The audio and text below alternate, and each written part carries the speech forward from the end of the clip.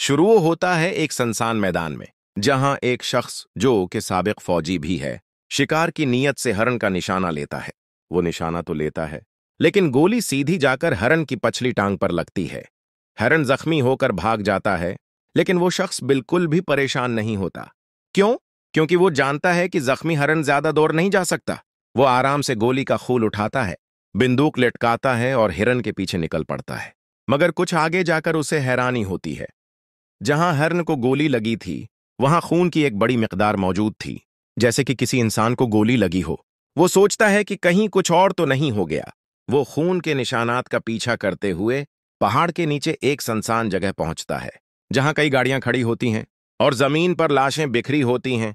ये किसी ताजा झड़प का नतीजा लगता है। गाड़ी में एक नीम मुर्दा शख्स कराह रहा होता है। वो पानी मांगता है। शिकारी के पास पानी नहीं होता। वो सिर्फ उसका हथियार लेकर आगे बढ़ जाता है। फिर वो एक बड़ी कार्गो गाड़ी के पीछे जाता है और क्या देखता है? पूरी गाड़ी सामान से भरी हुई है, लेकिन रकम कहीं नजर नहीं आती।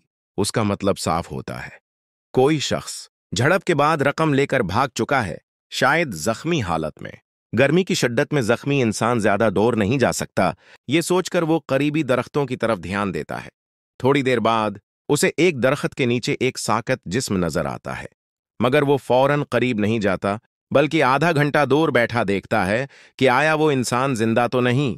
जब कोई हरकत नजर नहीं आती तो वो करीब जाता है और देखता है कि वो शख्स मर चुका है। उसके साथ एक काला ब्रीफ केस पड़ा है, शिकारी ब्रीफ केस खोलता है और देखता है कि अंदर पूरे $2 मिलियन हैं। अब वो लम्हा आता है जिसमें इंसान की फितरत नजर आती है। शिकारी जानता है कि ये रकम खतरनाक है, लेकिन दिल कहता है ऐसी रकम मिलती कहां है। वो ब्रीफ केस उठाता है और सीधा अपने घर पहुंचता है, मगर रात को वो चैन से नहीं सोता। जमीर उसे झंझोड़ता है। आखिरकार वो पानी भरकर वापस इसी जगह जाता है ताकि जख्मी शख्स को पानी दे सके, लेकिन देर हो चुकी होती है। वो शख्स मर चुका होता है और साथ ही शिकारी को एहसास होता है कि वो लोग वापस आ चुके हैं जिनसे ये रकम ताल्लुक रखती थी। वो देखता है कि उसकी गाड़ी के पास कुछ लोग आ गए हैं। वो फौरन भागता है, लेकिन कुंधे पर गोली लग जाती है। दर्द से कराहता हुआ वो एक नदी में छलांग लगा देता है, लेकिन दुश्मन पीछा नहीं छोड़ते। वो एक खूनख्वार कताई उसके पीछे छोड़ देते हैं। शिकारी एक पथरीले इलाके पर चढ़ जाता है, बंदूक से पानी निकालता है और जैसे ही कत्ता करीब आता है, उसे गोली मार देता है। अब शिकारी को अंदाजा हो जाता है कि गाड़ी के नंबर से उसकी शनाख्त हो चुकी है। वो फौरन अपनी बीवी को ससुराल भेज देता है और खुद रुपोश हो जाता है। वो एक मोटल में कमरा लेता है। असल ब्रीफ केस 138 नंबर कमरे के वेंटिलेशन में छिपा देता है और 138 नंबर कमरा खुद रखता है ताकि किसी को शक ना हो। लेकिन दुश्मन भी चालाक हैं। एक खतरनाक कातिल बील कार नंबर से उसकी शनाख्त कर लेता है और ब्रीफ केस में छिपे हुए जीपीएस ट्रैकर की मदद से मोटल तक पहुंच जाता है। बील बगैर आवाज किए 187 नंबर कमरे का दरवाजा तोड़ता है और अंदर मौजूद शख्स को मार देता है, लेकिन वो शख्स शिकारी नहीं होता। बेल जब ब्रीफ केस तलाश करता है तो उसे पता चलता है कि वो वेंटिलेशन के जरिए गायब हो चुका है। उसे अंदाजा हो जाता है कि शिकार आसान नहीं। इधर शिकारी को शक होता है कि वो लोग ट्रैकर के जरिए उस तक पहुंच रहे हैं। वो ब्रीफ केस खोलकर चेक करता है और वाकई अंदर एक छोटा सा ट्रैकर होता है, जिसकी लाल रोशनी बताती है कि दुश्मन करीब है। वो बंदूक लेकर तैयार हो जाता है, कमरे की लाइट बंद कर देता है और अंधेरे में घात लगाता है। दुश्मन आता है, शिकारी फायर करता है और खिड़की से बाहर कूद जाता है।